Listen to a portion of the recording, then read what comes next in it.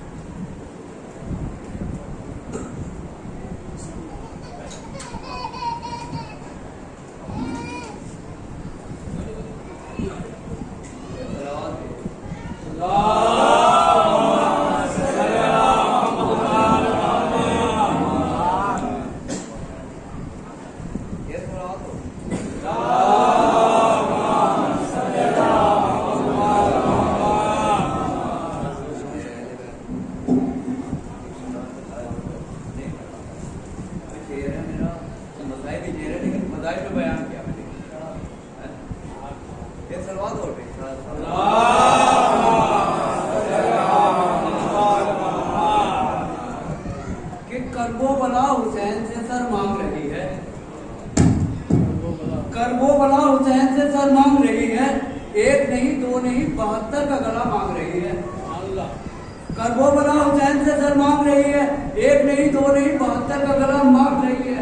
और अकबर ने अदा देके अकबर ने अदा देके जमाने को बताया, कि अकबर ने अदा देके जमाने को बताया, करबोबला करबोबला कि करबोबला हमसे ये छोटी सी जय मांग रही है, करबोबला हमसे ये छोटी सी जय मांग रही है, करबोबला हमसे ये छोटी सी जय मांग रही है। और खुद को झूले से गिराकर असगर बेशी ने कहा, खुद को झूले से गिराकर असगर बेशी ने कहा, करबोबला मेरा भी सर मांग रही है, करबोबला मेरा भी सर मांग रही है, करबोबला मेरा भी सर मांग रही है। कि मांगा भी तो क्या मांगा, कि मांगा भी तो क्या मांगा असद करबोबला ने, कि मांगा भी तो क्या मांगा असद करबोबला ने। इतने बड़े करीम से ये छोटी सी जय मांग रही है, इतने बड़े करीम से ये छोटी सी जय मांग रही है।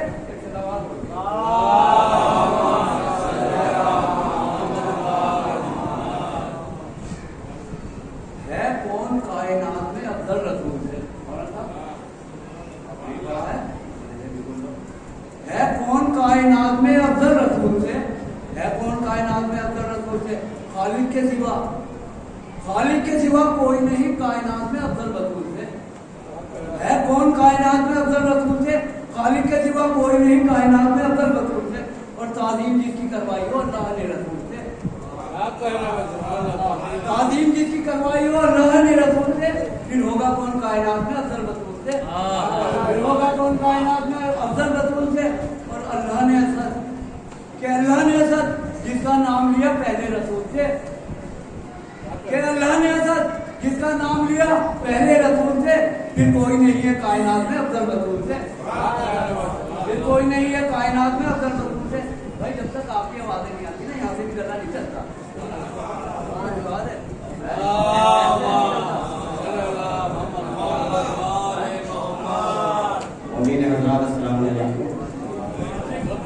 नारे हैदरी, ये तवाफ तेरा वफा सुबह शाम करती है, ये तवाफ तेरा वफा सुबह शाम करती है। तेरी वफा को सहरा सलाम करती है। और अली के शेर की चौकट से अगर मांग ले दुआ, सकीना के सदके में काम करती है, ये सकीना के सदके में काम करती है। और अरूज मिल गया मक्कल में शीर खाली को, देवरूज मिल गया मक्कल में शीर खाली को। और करार मिल गया पल भर में बेकरारी को। और उतर के झूले से लब्बैक या हुसैन कहा, समझ लिया अली असगर ने अपनी जिम्मेदारी को। देवरूज मिल गया मक्कल में शीर खाली को, करार मिल गया पल भर में बेकरारी को। और उतर के झूले से लब्बैक या हुसैन कहा, समझ लिया अली असगर ने अपनी जिम्मेदारी को।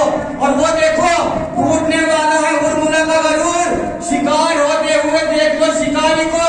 और यदीद तेरा मुकद्दर खराब था, वरना जलील करते नहीं हम किसी भिखारी को, जलील करते नहीं हम किसी भिखारी को।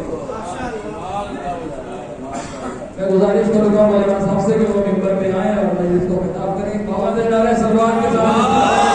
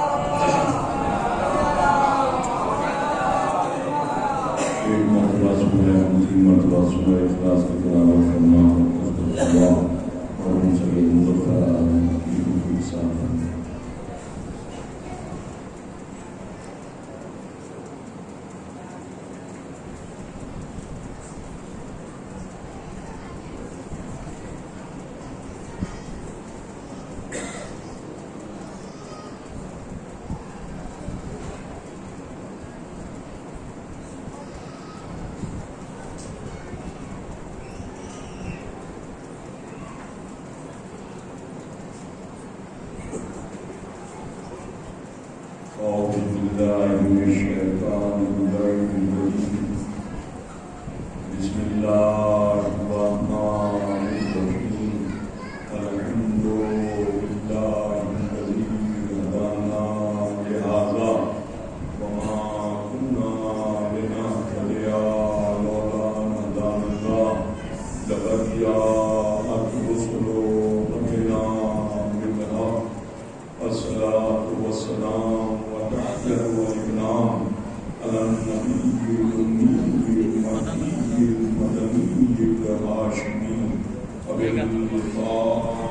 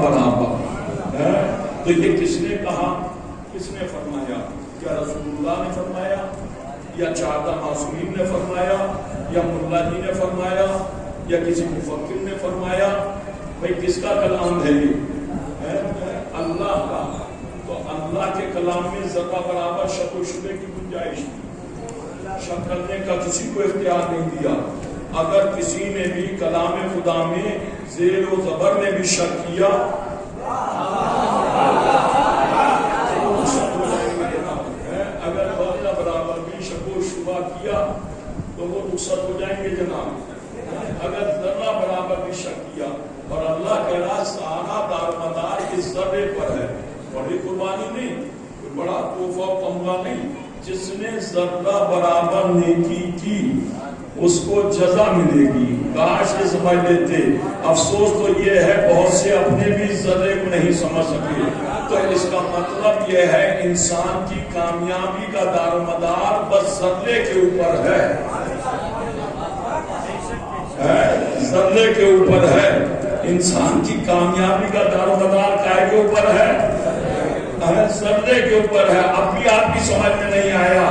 کاش سمجھ لیتے. اسی لیے تو کہا جاتا ہے کہ اگر ایک آنسو بھی محبت اہل بیت کو بہایا.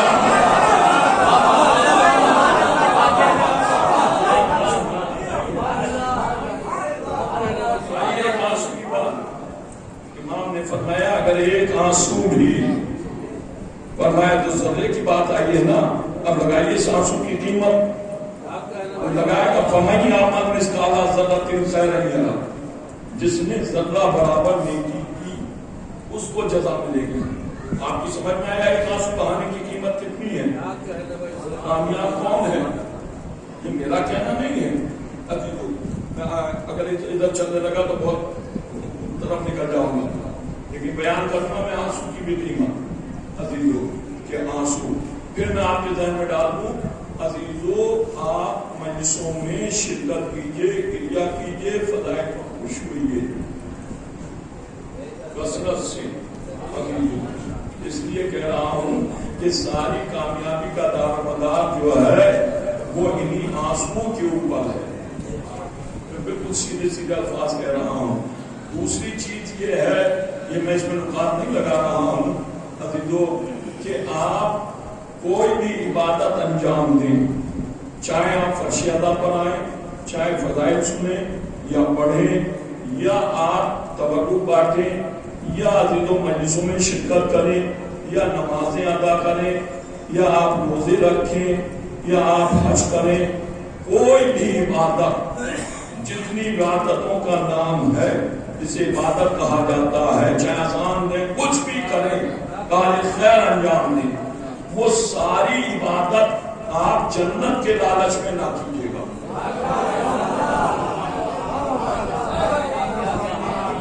سمجھ رہے ہیں؟ وہ جنت کے لالچ میں نہ کیجیے گا.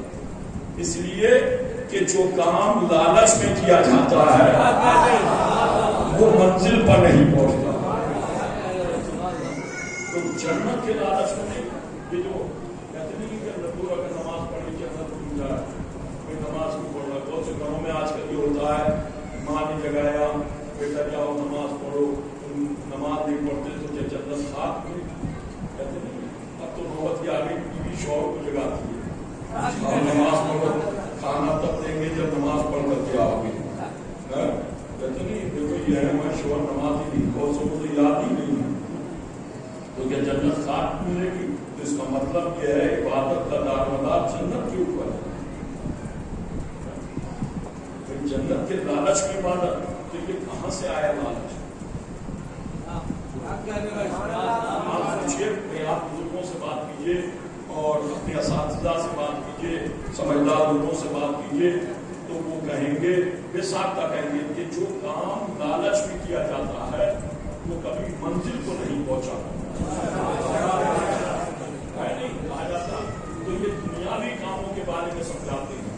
تو جب دنیاوی کاموں میں اگر لالچ انسان کر دے تو منزل تک نہیں پہنچایا جا سکتا.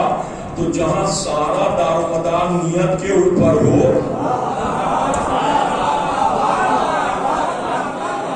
آپ محنت کر رہے ہیں, روزے رکھ رہے ہیں, سارا دن بھوکے ہیں, نمازیں پڑھ رہے ہیں اور کار خیر انجام دے رہے ہیں, سب کچھ لیے جا رہے ہیں, اور بس یہ ہے کہ جنت مل جائے, جنت مل جائے.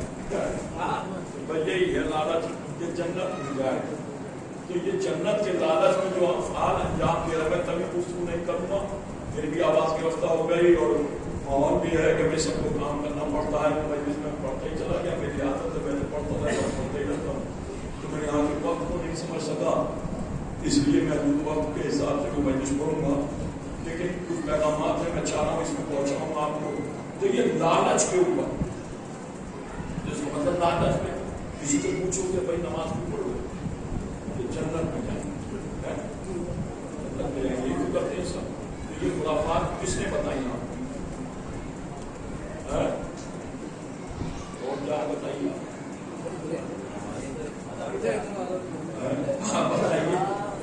یہ مت کرتے ہیں جسے دیکھو لگا پڑا ہے جنت میں تو جنت کے حساب سے جسے دیکھو دار یہ ہمارے یہاں کہاں سے آئی بابا اس میں آگے بات شروع بھی پہنچائے دے رہا یہ ہمارے یہاں بابا کہاں سے آئی جنت کا لالچ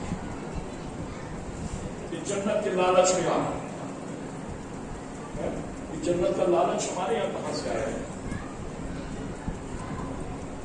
کس طرف سے آیا جنت کا ہمیں لالچی تو ہونا نہیں چاہیے ہم بھائی کوئی قسم کے لوگ ہیں یہاں پر یا تو اولاد اہل بیت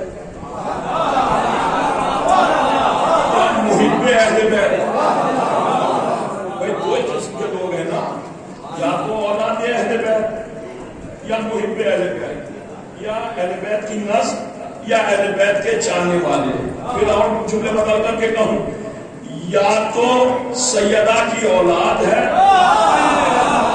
یا سیدہ کی دعا ہے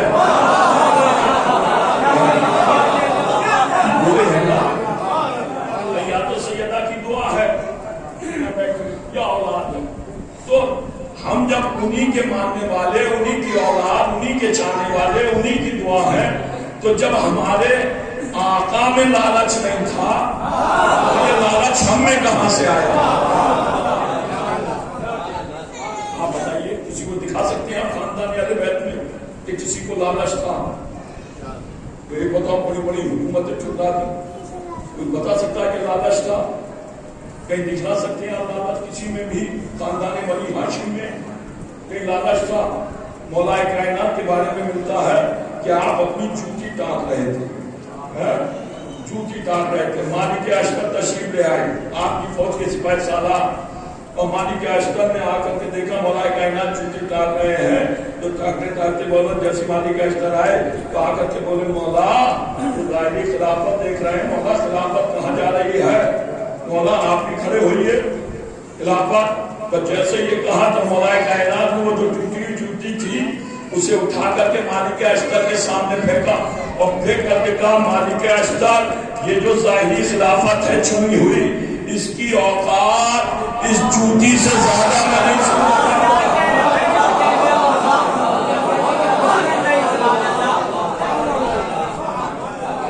تو پھر یہ لالچ کہاں سے آیا ہمارے درمیان کسی معصوم نے فرمایا کہ لالچ میں نماز پڑھو لالچ میں روزہ رکھو لالچ میں فرش ادب بچھاؤ دکھا سکتی لالچ میں ایسا آیا آپ مجبور نہیں اہل بیت علیہ السلام مجبور نہیں تھے تنہا تھے مجبور نہیں تھے اکیلے تھے کمزور نہیں تھے کوئی سپورٹ میں نہیں تھا لیکن بزدل نہیں تھے غور کیجیے گا ایسی بات نہیں کبھی آپ سوچیں کہ بزدل تھے اور کمزور تھے اور تنہا تھے اور گھبرا جایا کرتے تھے میں نے آپ کے سامنے بہت سی جگہ کی تو ایسا نہیں ہے اہل بیت علیہ السلام کا کہ آپ انہیں کمزور سمجھ لیں یا بزدل سمجھ لیں یا کمزور ایسا نہیں اور نہ وہ یہ چاہتے تھے کہ یہ زبردستی کے لوگ ہمارے ساتھ میں آ جائیں دیکھیے دنیا چاہتی ہے کہ مجمع آئے اہل بیت علیہ السلام کوئی چنی ہوئی سرکار نہیں تھے جو ووٹوں کا لالچ کرتے وہ تو منصوص من اللہ تھے انہیں اللہ نے بنا کر کے بھیجا تھا وہ کبھی بیساکھی کا سہارا لے کر کے نہیں چلا کرتے تھے میں یہاں دکھا نہیں سکتے کوئی جنگ نہیں دکھا سکتے بعد پیغمبر اسلام مولا کائنات نے یہ کہا کہ میں جب تک قرآن جمع نہیں کر لوں گا اس وقت تک گوشت پر ردا نہیں ڈالوں گا یعنی گھر سے باہر نہیں نکلوں گا اپنے گھر میں بیٹھے ہوئے خلافت ٹوٹی جا رہی تھی ایک روز بنی امیہ کا سردار ابو سفیان آیا اور آ کر کے اس نے مولا کائنات سے کہا توجہ چلا مولا محترم آ کر کے کہا کہ یا علی آپ کا حق ٹوٹتا جا رہا ہے آپ اپنے آپ کو تنہا سمجھ رہے ہیں گھر میں بیٹھے ہوئے ہیں چلیے کھڑے ہوئیے میں مدینے کو پیادہ اور گھوڑ سواروں سے بھر دوں گا آپ کی سپورٹ میں مولا کائنات روایت کرتی ہے سر جھکائے ہوئے بیٹھے رہے, کوئی توجہ نہیں دی. مولا کائنات نے تو پھر کہا کہ علی اپنے آپ کو تنہا نہ سمجھو, میں مدینے کو گھوڑ سوار اور پیادہ سے بھر دوں گا. ایسے عالم میں جب انسان کا حق لوٹا جا رہا ہو, ایسے عالم میں کیا کرے گا سامنے والا؟ فوراً سمجھے گا میرا سپورٹر آ گیا ہے, مجھے سپورٹ کرنے والا آ گیا. یہ تو کہے گا پڑھیے گا تاریخ ہے کہ نہیں, تو یہ تو سوچے گا مجھے سپورٹ کرنے والا, مجھے رکوع پر بڑھانے والا آ گیا. عزیزو لیکن وہ علی نہیں جو بے ایمانوں کے بہکاوے میں آ جائے. آپ دیکھیں ایسے نہیں ہے, جیسے ہی مولا کائنات بیٹھے ہوئے وہ آیا بعد پیغمبر, اور یہ سقیفہ بنی ساعدہ چل رہی تھی, اور ایسے عالم میں آیا, اور آنے کے بعد ابو سفیان یزید کا دادا معاویہ کا باپ ابو سفیان جو رسول کے قتل کے لیے ہر جنگ میں شریک رہا. پھر اور جملہ کیا دوں آپ کے طریقہ, کیونکہ جو باتیں سنیں یہ کب ایمان لایا؟ صلح حدیبیہ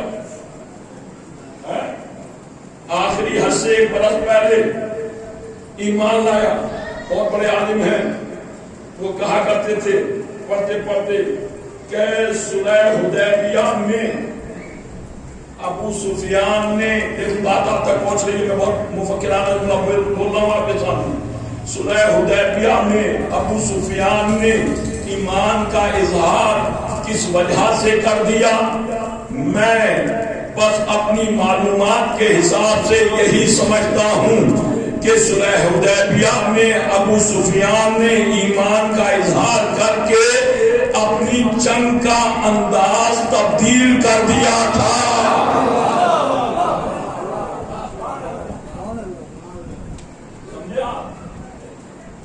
اپنی جنگ کا انداز نہیں سمجھا. جو کام مخالفت سے نہیں ہوتا, کمزور آدمی دیکھتا ہے نا کہ میں مخالفت کر کے کامیاب نہیں ہوا, اب انہیں مل کر کے دھوکہ دینا چاہیے. سمجھ رہے؟ بس ابو سفیان نے یہی کیا تھا. ہر جنگ میں رسول کی قتل کی خاطر شامل رہا, لیکن رسول کا کچھ بگاڑ نہ سکا, اہل بیت کا کچھ بگاڑ نہ سکا. تو اس نے سوچا ایمان کا لبادہ اوڑھ لیا جائے. اے ظاہری ایمان, ظاہری ایمان, یہ جتنے بھی اہل بیت کا حق غصب کرنے والے تھے, یہ ایک بھی با ایمان نہیں تھا. یہ میں پہنچا رہا ہوں, سوچیں ان باتوں کو, نظامی کی باتیں بھی سنا کیجیے. ایک بھی با ایمان نہیں تھا ان میں. کبھی سوچتی ہوں کہ یہ با ایمان تھے, تو یہ آئے, اور آیا آنے کے بعد مولا کائنات گھر میں بیٹھے ہوئے تھے, اور آنے کے بعد نے کہا یا علی. کون؟ ابو سفیان. آپ کیوں گھر میں بیٹھے ہوئے اپنے آپ کو تنہا سمجھ رہے ہیں؟ کھڑے ہوئیے, میں مدینے کو گھوڑ سوار اور پیادہ سے بھر دوں گا. بس جیسے یہ کہا تو مارکۃ الاعلیٰ جملہ مولا کائنات نے بولا. پھر ساختہ سر کو اٹھایا, اور اٹھانے کے بعد کہا آپ کب سے اسلام کے ہمدرد ہو گئے؟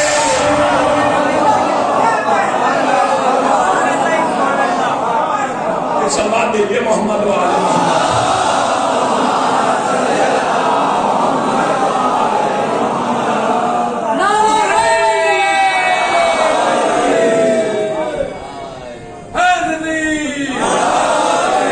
سلوات دیجیے محمد وعلی محمد.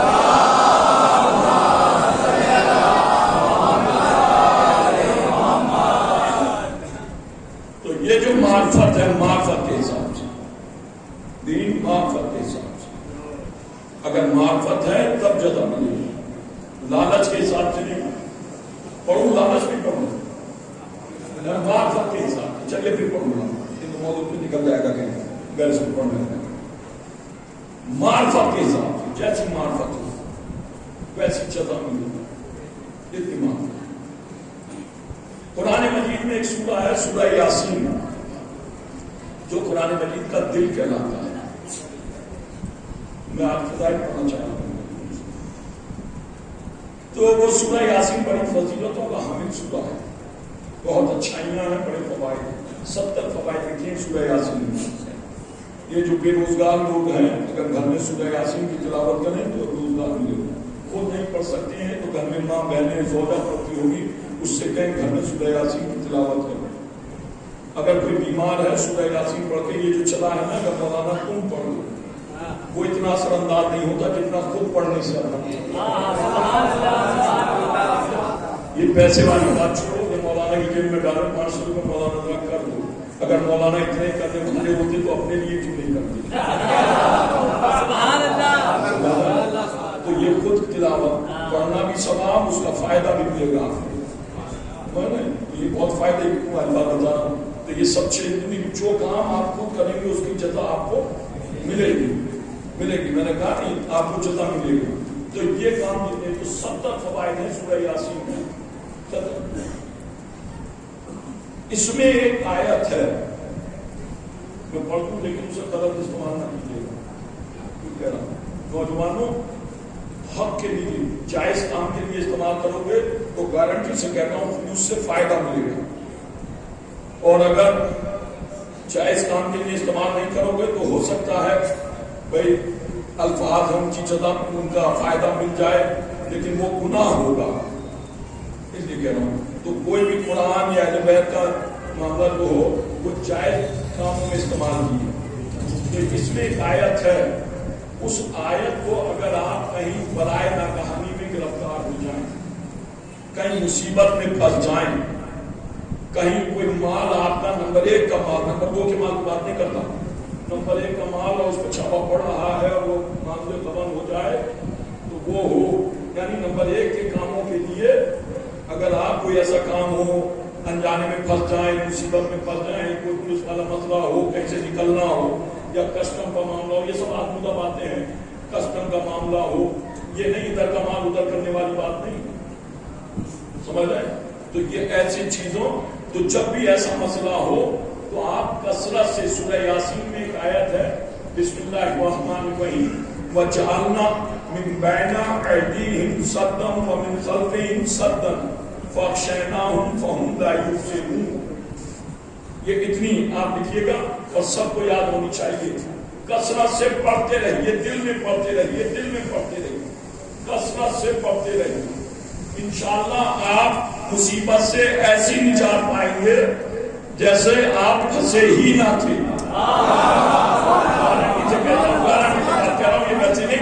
میں نے بتا دیا سورہ یاسین کی ابتدائی آیتوں میں ہے، 2-4 آیتیں چھوڑنے کے بعد وَجَعَلْنَا مِن بَيْنَ أَيْدِيهِمْ سَدًّا وَمِنْ خَلْفِهِمْ سَدًّا فَأَغْشَيْنَاهُمْ فَهُمْ لَا يُبْصِرُونَ. کہیں بھی مصیبت میں پھنس جاؤ، کوئی بلائی ناگہانی آ جائے، بشرطے کے حالات ہو، اس میں اور اس کی پختگی کے لیے دلیل دے دوں. شب ہجرت کا واقعہ آپ نے سنا ہے کہ رسول خدا نے ایک مشت خاک اٹھا کر کے اس پر کچھ پڑا اور پڑھ کر کے کفار کے سامنے پھینکا. رسول نکل گئے تو یہ کوئی اور آیت نہیں پڑی تھی. صلوات بھیجیے محمد و آل محمد.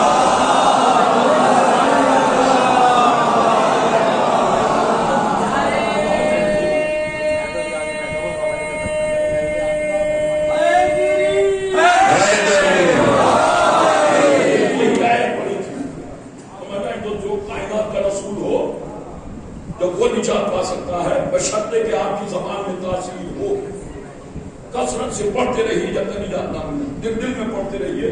جو سورہ یاسین بڑی فضیلتوں کا حامل سورہ ہے، اس میں پروردگار عالم عظمت اہل بیت بیان کر رہا ہے، عظمت پیغمبر بیان کر رہا ہے.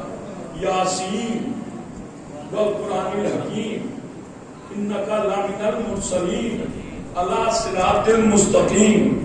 سارا قرآن جتنی بھی فضیلت کی آیتیں ہیں سب اہل بیت علیہ السلام کی شان میں نازل ہوئی ہیں. میں نے پڑھا آپ کے درمیان لوگ پوچھتے ہیں نا جہاں اہل بیت کے فضائل ہوئے کہ قرآن میں دکھلاؤ، قرآن میں دکھلاؤ، قرآن میں دکھلاؤ. دیکھیے جہاں جہاں معرفت پھر چوں نہ کہہ دوں آپ کے درمیان، اس کے بعد میں فضیلت آپ کو بتلاؤں گا. دیکھیے غلط فہمی کا شکار نہ رہیے گا. ضروری نہیں ہے کہ ہر شیعہ جنت میں چلا جائے. یہ چہرے موڑے والے شیعہ ضروری نہیں ہے کہ ہر شیعہ، اور ضروری نہیں ہے ہر سنی जहन्नम में चला जाए, बल्कि जन्नत में वही जाएगा कि जिसके दिल में मोहब्बत अहले बैत होगी। किसी चीज पर जन्नत नहीं मिल रही है, मोहब्बत पर रखी है, कसरत पर नहीं। मोहब्बत पर रखी है, कसरत पर नहीं। इसीलिए तो कह रहा हूं कोई भी इबादत जन्नत के लालच में ना करना। इमाम ने फरमाया है बरज़ख का इंतजाम तुम करके लाओ, जन्नत के जिम्मेदार हम हैं। तो ये जिम्मेदारी कौन लेता है भाई? कौन लेता है जिम्मेदारी बताओ? मैं कहूंगा आ जाओ मेरे वतन रामपुर सुहाबे में आ जाओ, मैं तुम्हें खाना खिलाऊंगा, बैठाऊंगा, रखूंगा, रहने के लिए जगह दूंगा। जब मेरी मिल्कियत होगी तभी तो कहूंगा, तभी तो कहा जाएगा जब मेरी मिल्कियत होगा। जब जन्नत में मैं खुद उधार का सौदागर हूंगा, मैं तो खुद दूसरों के इंतजार में हूंगा। जहां उम्मत मुस्लिमा खड़ी हुई है वो तो सब इस उम्मीद में है काश हमारी बख्शिश हो जाए। नहीं ऐसे नहीं। देखिए मैंने कहा फिर आपको, आप देखिए सुनिएगा, वहां तो खुद उम्मीद है जितने भी हैं। कोई है अहले बैत अलैहिस्सलाम के अलावा ये दावा कर दे। इमाम फरमा रहे हैं जन्नत के जिम्मेदार हम हैं, बरज़ख का इंतजाम तुम करके लाओ। तो इसका मतलब ये है ये मालिक जन्नत है।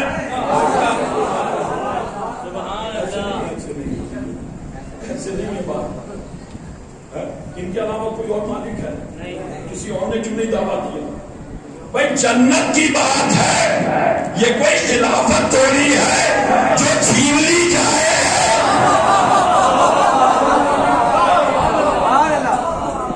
जन्नत है, मरने के बाद अपने होश नहीं।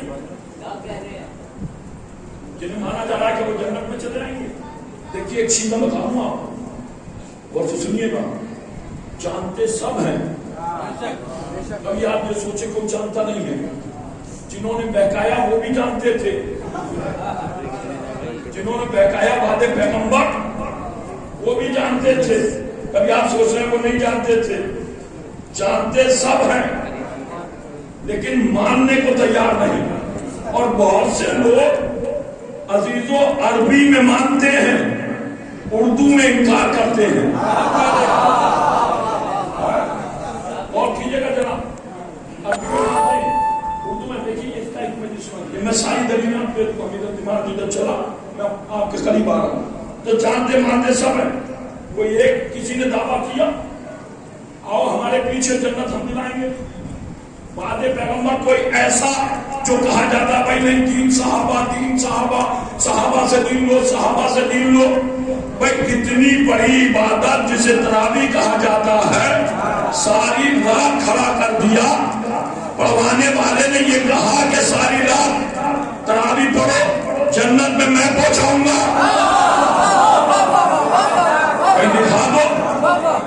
कहीं दिखा दो। किसी ने कहा, किसी एक ने कहा आओ सारे, मैं इसका मुमकिन नहीं हूं नमाज का, कभी आप सोच रहे हो। किसी एक ने कहा आओ मगरिब से पहले रोजा इफ्तार कर लो, जन्नत मैं तुम्हें दिलाऊंगा, वक्त से पहले नमाज पढ़ लो, मैं तुम्हें जन्नत दिलाऊंगा। किसी ने कहा, कोई गारंटी, कोई वसूल, कोई दलील क्यों नहीं कहा? रसूल के रिश्तेदार, रसूल के चाहने वाले, रसूल के दोस्त सारे हैं, मनसब सब कुछ है, तो कहना चाहिए था। किसी एक सहाबी का नाम बता दो, उसने कहा कि हम दिलवाएंगे जन्नत, आओ हमारे पीछे आओ। किसी ने कहा? किसी ने नहीं कहा। लेकिन हाँ, रसूल का बेटा कह रहा है बस एक आंसू मोहब्बत में बहा दो।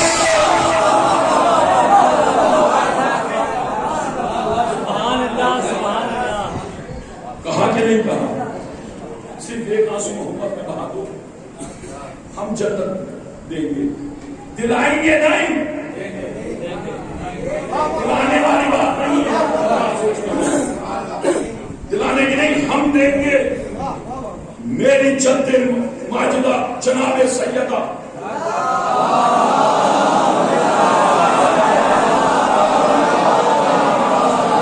اس وقت تک جنت میں قدم نہیں رکھیں گی جب تک کہ رونے والے کو بخشوا نہیں لگی، خود نہیں جائیں گی جب تک۔ دیکھو مالک جنت ایسا نہیں ہے میں چل رہی تم آ جاؤ پیچھے۔ سیدہ ابھی پڑھا نہیں، جناب نے شعر میں پڑھا کہ بات خدا سب سے افضل پڑھا ہے، تو یہ وہ بیوی نہیں ہے جو کہتے میں جا رہی ہوں میرے پیچھے آ جاؤ، ہماری یہ رسول کی بیٹی ہے، رسول کی سوچا نہیں ہے۔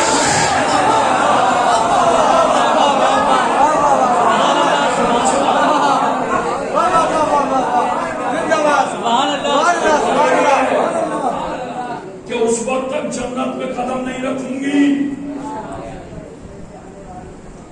جب تک اپنے چاہنے والوں کو، رونے والوں کا لفظ ہے، بخشوا نہیں لوں گی۔ قوم سیدہ یہ ویسے نہیں کہہ رہا ہوں، کبھی آپ سوچو میں دکان میں ویسے نہیں، میں دلیل دیتا ہوں کہ اس وقت تک میں جنت میں قدم نہیں رکھوں گی۔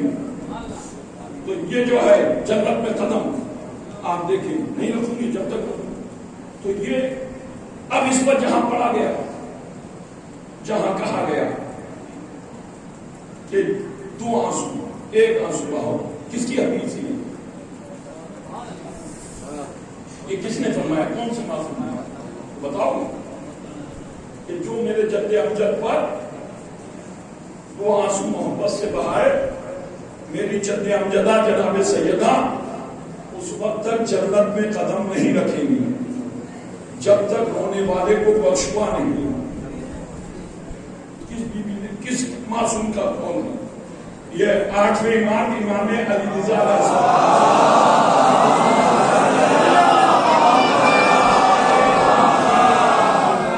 آپ نے فرمایا۔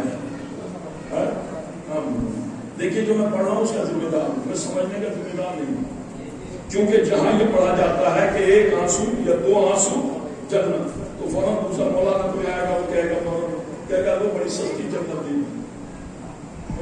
دو آنسو میں جنت دی، کہتے ہیں نہ نماز نہ روزہ نہ حج نہ زکات نہ خون۔ تو یہ دیکھو کہہ کون رہا ہے؟ کہنے والا کون ہے؟ 8ویں امام۔ تو جو 8ویں امام کہہ رہے ہیں کس کے لیے کہہ رہے ہیں؟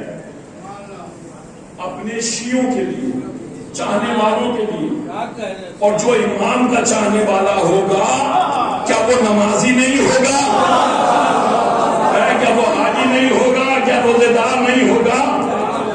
بھائی ایک صفت بیان کی ہے انہوں نے، مطلب ایسا ہوتا ہے کبھی آپ گھر سے نکلے سودا لینے کے لیے تو گھر والوں نے کہا یہ ضرور لے کر کے آنا، تو اب باقی چیزیں ہیں اس کے ذمہ میں ہیں، بھیجا جس چیز کے لیے گیا ہے اس پر نظر ہے، اس کی اہمیت پہچانو وہ کون سی ہے۔ اس لیے خیر سب واجب، نماز بھی واجب، روزہ بھی واجب، حج بھی واجب، زکات بھی واجب، خمس بھی واجب، جہاد بھی واجب، لیکن نوعیت کے حساب سے واجب ہوتے ہیں۔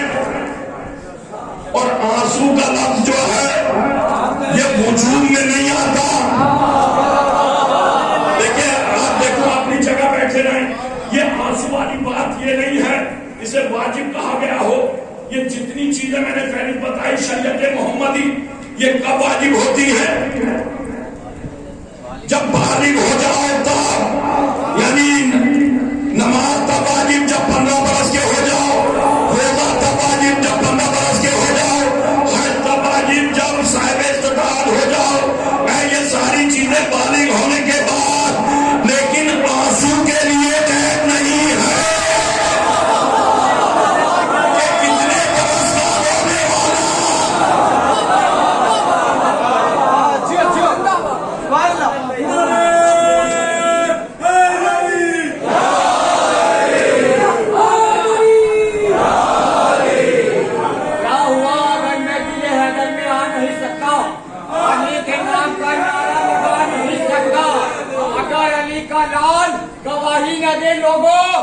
किसी का बाप भी जन्नत में जा नहीं सकता।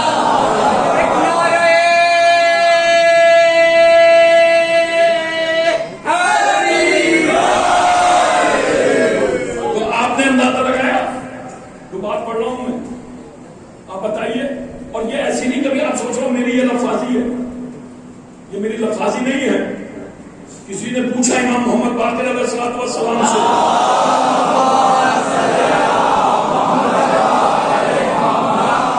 पांचवें इमाम से पूछा, मौला बताइए ये सारी चीजें, कहा वाजिब और कहा आपकी मोहब्बत, और ये इनमें फर्क क्या है? कहा ये जितनी भी चीजें हैं इन सबसे अफजल हमारी मोहब्बत, हमारी मोहब्बत इन सबसे अफजल है। कहा मौला ये कैसे अफजल हो जाएगी? कहा ये सारी चीजें, इबादत है उसकी मंजिल है, लेकिन ये सारी चीजें हमारी मोहब्बत से अफजल नहीं हो सकती। कहा कैसे? कहा नमाज 15 बरस के बाद वाजिब, रोजा 15 बरस के बाद वाजिब, हज 15 बरस के बाद वाजिब, ज़कात 15 बरस के बाद वाजिब, खून जितनी भी है 15 बरस के बाद वाजिब होने के बाद भी इनमें कानून है, इसलिए कि बालिग हो गया वाजिब, लेकिन सफर में गया, सफर में गया तो आदि, बीमार हो गया तो रोजा साकेत, पैसे नहीं है तो हज वाजिब नहीं, निसाब नहीं है तो ज़कात वाजिब नहीं, कुछ बचा नहीं तो खुम्स वाजिब नहीं। लेकिन हमारी मोहब्बत मुसाफिर पर भी है, बीमार पर भी है।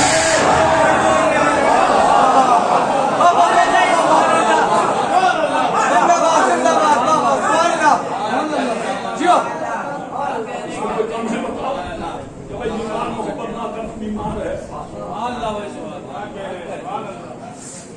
कहीं दिखा सकते हैं कि बीमार के ऊपर से साबित है? पहचानो मोहब्बत अहले बैत, पहचानो मोहब्बत अहले बैत, बीमार तो साकित हो जाएगी, बीमार का से साबित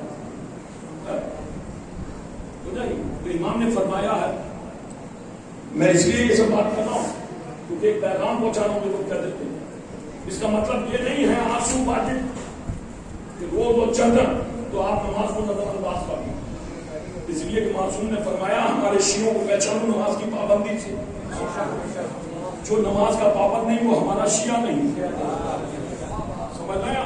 जिसने नमाज को हल्का समझा, हल्का, वो हमारा शिया नहीं।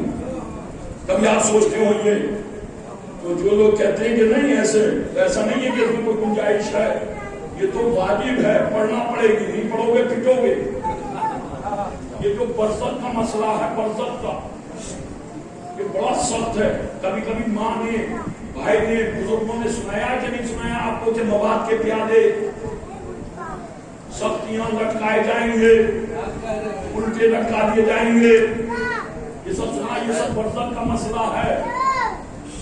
बरसत के बाद कयामत है, उसके बाद महशर, महशर के बाद जन्नत, दोज़ख, तो वहां कोई लटकाया नहीं जाएगा।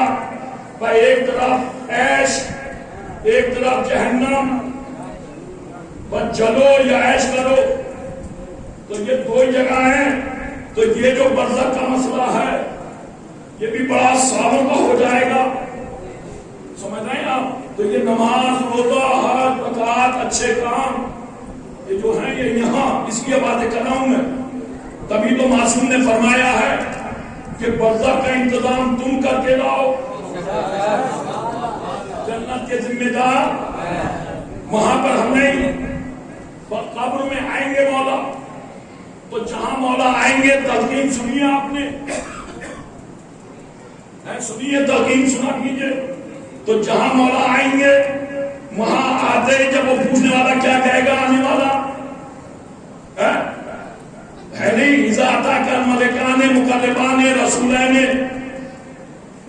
अभी तेरे पास जो मलक आएंगे तुझसे सवाल करेंगे, मन रब्बो का, तेरा रब कौन है, तेरा रसूल कौन है, तेरा इमाम कौन है, तेरा किबला क्या है, تیری کتاب کیا ہے؟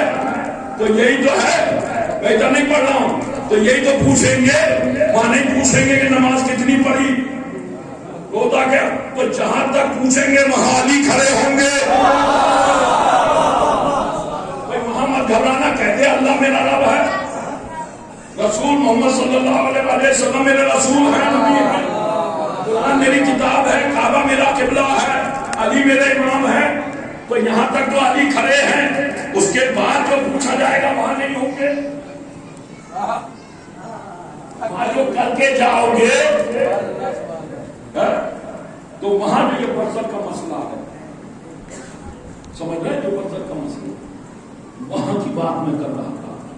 اب توجہ چاہ رہا ہوں، یہ بہت سخت منزل ہوگا، لیکن امام نے فرمایا، جہاں امام نے فرمایا برزخ کا انتظام تم کر کے لاؤ، جنت کے ذمہ دار ہم ہیں. وہاں 8ویں امام فرماتے ہیں، یہ 6 امام نے فرمایا، 8ویں امام فرماتے ہیں میری جد امجدہ اس وقت تک جنت میں قدم نہیں رکھیں گی جب تک ہونے والے کو بخشوا نہیں دیں گے. چاہ کر کے بھی اس موضوع کی طرف آ گیا، آپ کے ذہن عالی تک وہ پیغام پہنچا، اپنی فکر پہنچا رہا ہوں، اور سب سنی ہوئی باتیں آپ کی، اور میں تو آپ کو راہ دکھانا چاہتا ہوں، دیکھنا جہاں میں لانا چاہوں، سب سنی ہوئی باتیں آپ کی، لیکن آپ کو وہاں تک لا کر کے کھڑا ایک سوال مل کے محمد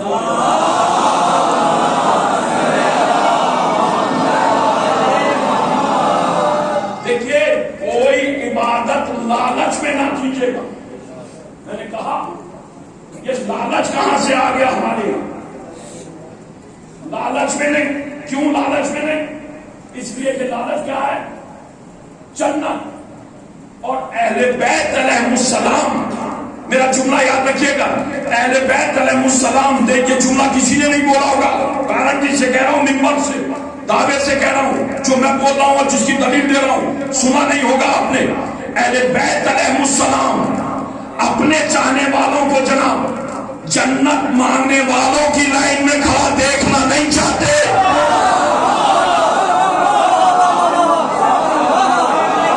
اہل بیت علیہ السلام اپنے چاہنے والوں کو جنت مانگنے والوں کی لائن میں کھڑا دیکھنا نہیں چاہتے. وہ یہ چاہتے ہیں آپ جنت مانگنے والوں میں کھڑے نہ ہو،